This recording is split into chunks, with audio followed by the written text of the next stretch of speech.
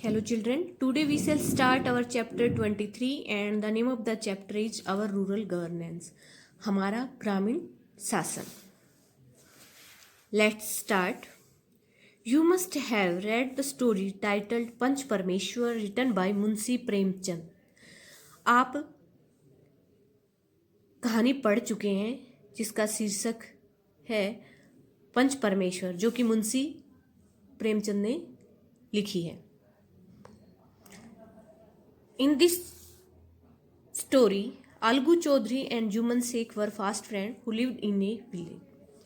इस कहानी में अलगू चौधरी और जुम्मन शेख बहुत पक्के दोस्त थे और एक गांव में रहते थे.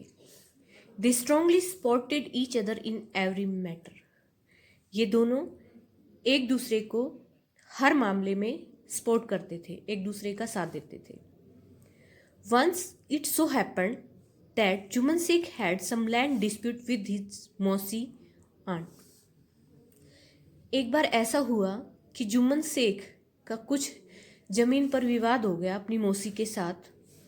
मौसी took the matter to the village panchayat to seek justice. मौसी इस मामले को पंचायत के पास ले गई न्याय प्राप्त करने के लिए. Since Algu Chaudhary was the sarpanch at that time, Jumman was sure that decision would definitely be given in his favor. और उस समय अलगू चौधरी जो था वो सरपंच था और जुम्मन को ये पक्का विश्वास था कि जो भी निर्णय लिया जाएगा वो निश्चित रूप से उसके पक्ष में ही दिया जाएगा.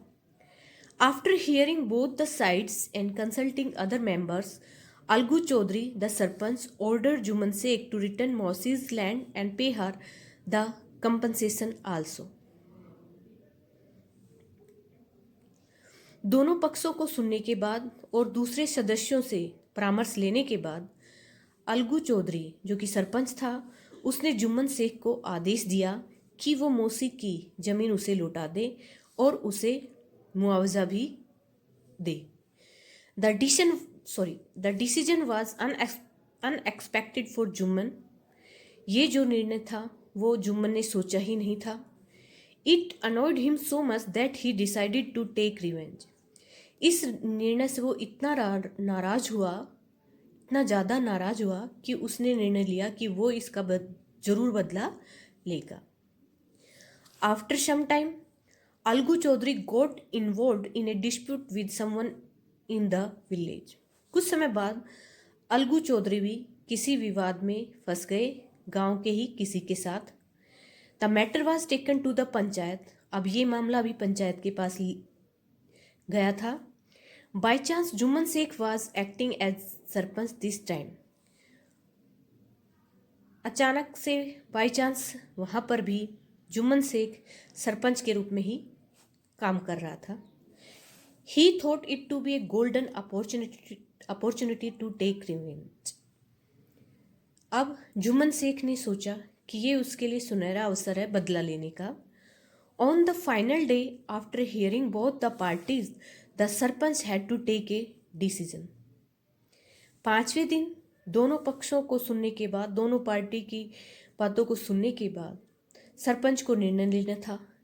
As a sarpanch Jumman rose above his self enmity and gave an impartial decision which was in favour of Algu Chaudhary.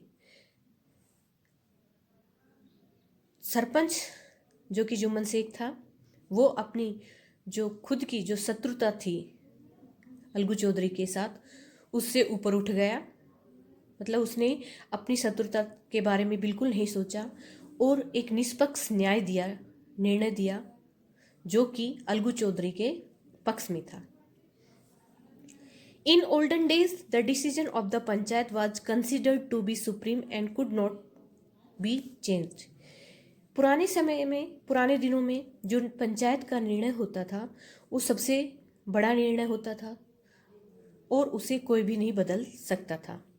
The system continues even today. और जो ये प्रणाली है ये आज भी चली हुई है. The issues and problems of an area can be understood better by the local people. जो मुद्दे होते हैं, जो समस्याएं होती हैं किसी भी क्षेत्र की, वो वहाँ के जो स्थानीय लोग हैं वो ज़्यादा अच्छे से समझ सकते हैं। Therefore the solution to the local problems must be left to the people themselves। इसलिए जो भी स्थानीय समस्याएं होती हैं उनका हल लोगों के ऊपर ही छोड़ देना चाहिए कि वो खुद ही उनका हल निकाल ले। They would sit together at a common place, hold discussion and try to find solution to their day to day local problem. ऐसे समय में ये जो लोग होते हैं ये एक सामान्य स्थान पर बैठेंगे, चर्चाएं करेंगे और कोशिश करेंगे कि जो उनकी दिन प्रतिदिन की जो स्थानीय समस्याएं होती हैं उनका हल निकाल पाए। Since they govern their affair themselves the system is rightly named as local self government.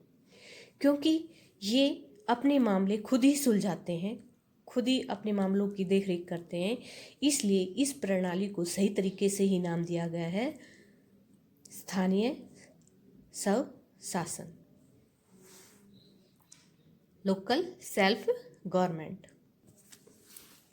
In India there is a self governing body in every village और city to help and assist the people to meet their community needs. Bharat में स्वशासन निकाय हर गांव में, हर शहर में है, जो लोगों की जो भी सामुदायिक ज़रूरतें होती हैं उनका पूरा करने में मदद करते हैं, सहायता प्रदान करते हैं। These self-governing bodies consist of elected representatives of the people।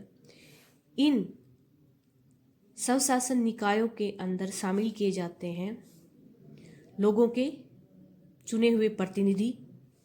The system gives an opportunity to the people to develop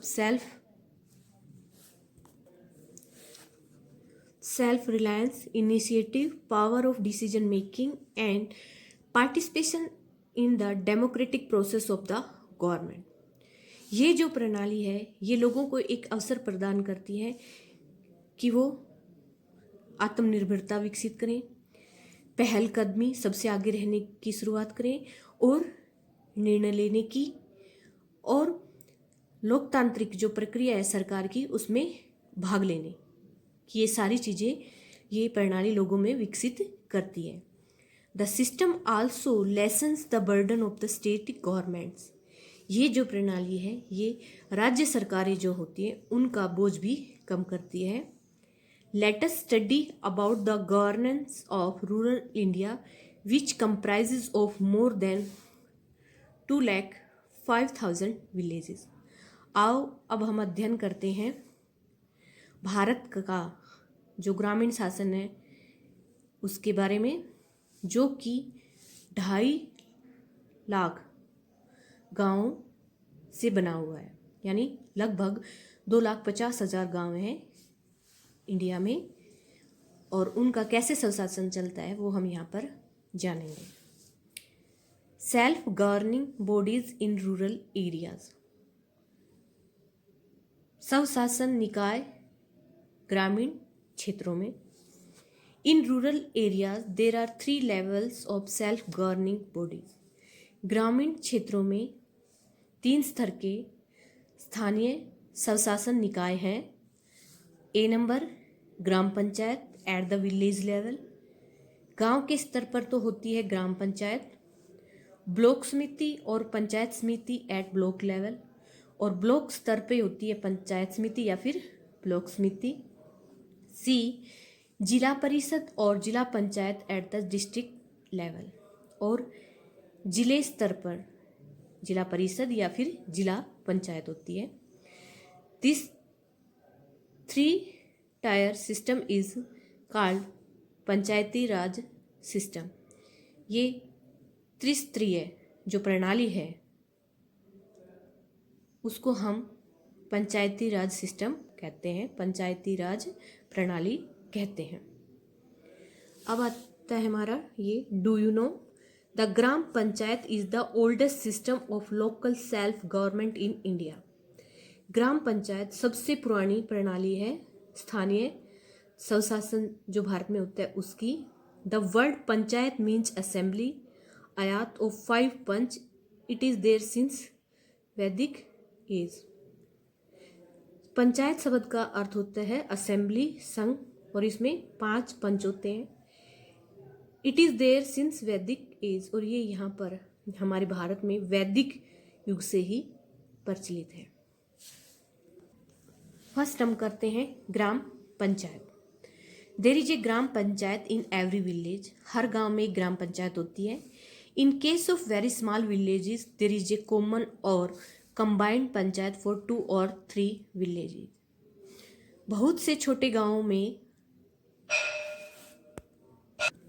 एक आम या संयुक्त पंचायत होती है 2 या 3 गांव के लिए। The number of members varies according to the population of the village, और इसके सदस्यों की संख्या भी अलग अलग होती है गांव की जनसंख्या के कारण। The number of panch is always an odd number like 5, 7, 9, 11, 13 and so on. पंचों की जो संख्या होती है वो हमेशा विषम होती है, जैसे कि 5, 7, 9, 11, 13 और ऐसे ही आगे। The members of a gram panchayat who are called panch are directly elected for a fix term of 5 years by the members of gram sabha. ग्राम पंचायत के जो सदस्य होते हैं जिन्हें हम पंच कहते हैं, वो सीधे ग्राम सभा के सदस्यों द्वारा चुने जाते हैं 5 साल के लिए। तो ये आज हमने ग्राम पंचायत के बारे में पढ़ा। Next we will do in the other video. Thank you.